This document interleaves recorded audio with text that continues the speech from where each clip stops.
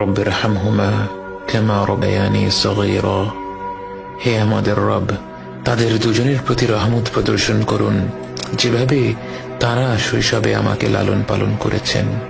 বাবা মা যে পরম স্নেহ মমতা দিয়ে একজন সন্তানকে লালন পালন করেন, সৃষ্টি জগতের কোনো কিছুর সাথেই তার তুলনা হয় না। এই মমতায় কোনো স্বার্থ নেই, নেই কোনো শর্ত। যখন আমরা আল্লাহর কাছে বাবা মায়ের জন্য দোয়া করি, আমরা পৃথিবীর পবিত্রতম মমতার কথা উল্লেখ করে রব্বুল আলামিনকে বলি, আমার রব, আপনি এইভাবেই তাদের উপর রহম করুন। বাবা মায়ের জন্য এই দোয়াটি পবিত্র কোরআনের মাধ্যমে আল্লাহই আমাদের শিখিয়েছেন। অথচ আমরা যদি শুধু বলতাম রব্বিরহামহুমা, এটাও একটা সম্পূর্ণ দোয়া। এর অর্থ, হে রব, আপনি তাদের দুজনের উপর রহম করুন।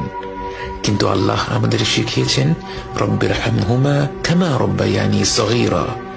শৈশবে তারা কতটা স্নেহ মমতা ভরে আমাদের লালন পালন করেছেন, এ কথা উল্লেখ করতে গিয়ে আমাদের মনে পড়ে যায় তাদের অজস্র আত্মত্যাগের কথা।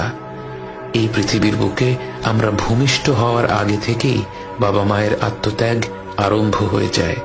রাত পেরাতে গর্ভবতী মায়ের ঘুম ভেঙে যায়, যখন তখন প্রচন্ড ক্ষুধা পায়, শরীর